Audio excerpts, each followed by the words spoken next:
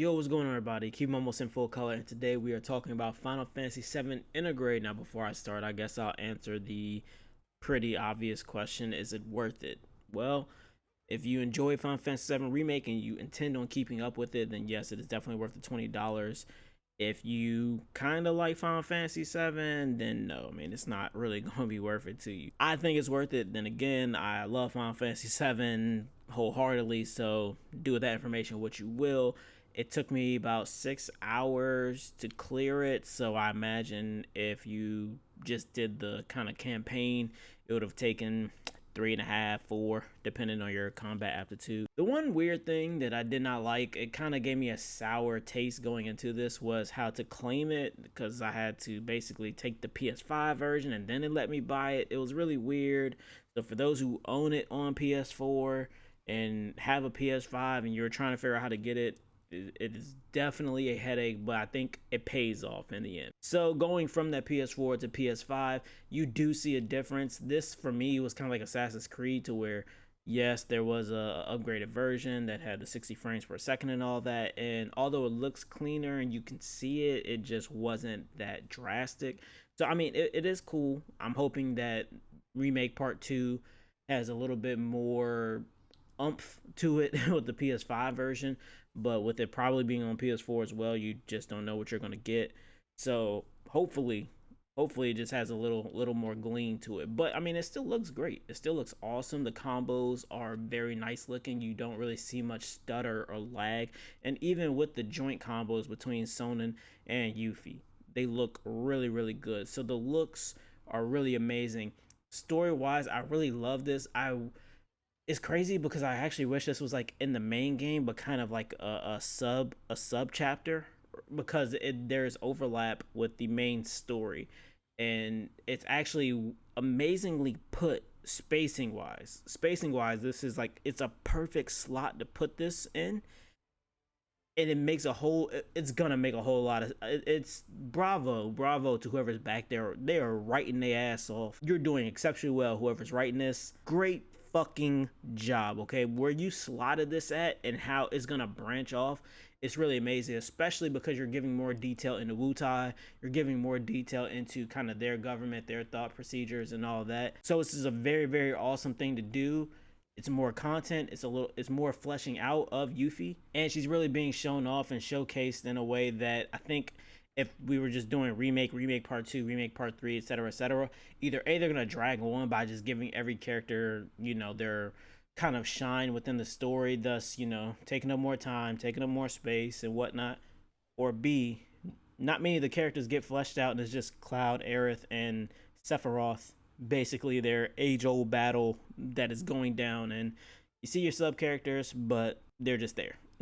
So I'm actually really happy. Number one, just this is happening. The character is getting fleshed out. You're getting to know her a little bit more. And also number two, the way that it's put, it's not just here just cause. It was carefully written, and a lot has been shown off in this DLC that I am exceptionally happy for. I am very happy for Fort Condor. This gave me all sorts of feelings, and I know people are like, Fort Condor gave you feelings. Man, let me tell you what, my only gripe with the game kind of itself, and this mini game itself, was I sat and it was the first thing I did. I just played Fort Condor mini game, and I barreled through it.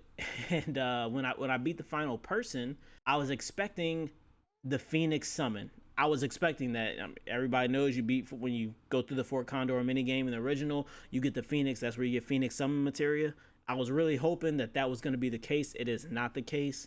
I get it. We have probably 2 more remake parts before we figure out, how long this is going to be. But we have summons that we got to get into these next 2.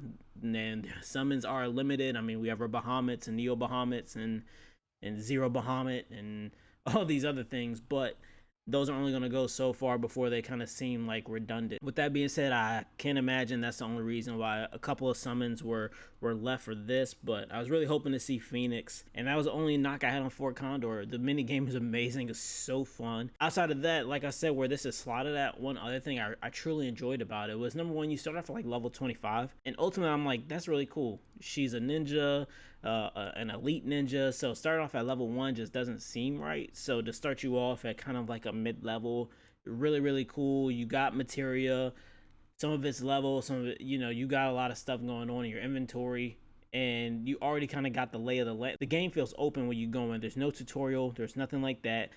You just have access to the game immediately, as if kind of you've played it already. Another great thing about this DLC, you know, I mean, I guess if you got it, you played the remake, so you aren't gonna get it without playing that. So with that being said, I really like that it didn't seem too tutorial based, except for some of the things that are Yuffie specific. Speaking of those Yuffie specific things, her combos are great. I really love what they did. I think aerial combat was one of the things that they were trying to address here, and just trying to figure out, just see how this feels, how people feel about it. And I think they're moving in a very good direction. That was just the one thing with Cloud and Tifa.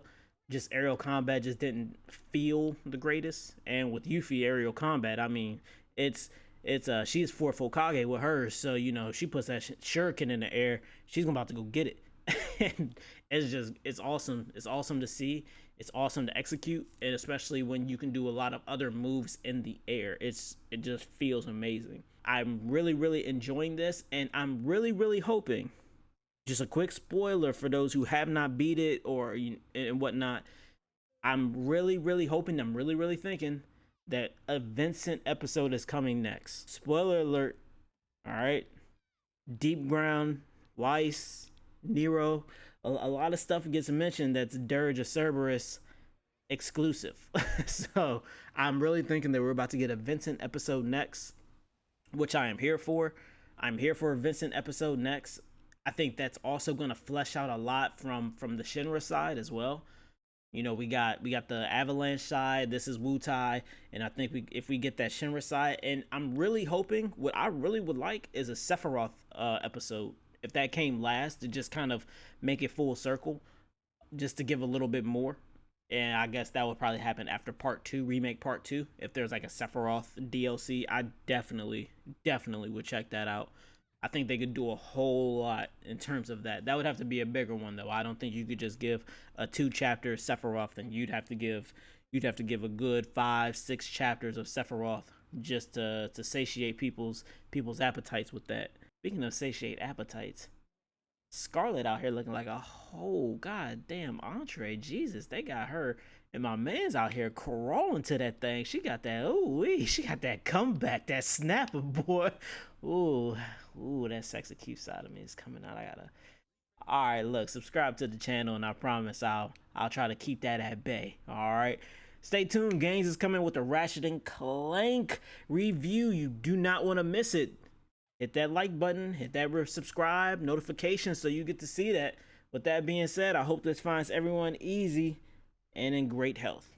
As usual, peace, be easy, be blessed. The amazing Yuffie wants you. Join her team and the sky's the limit.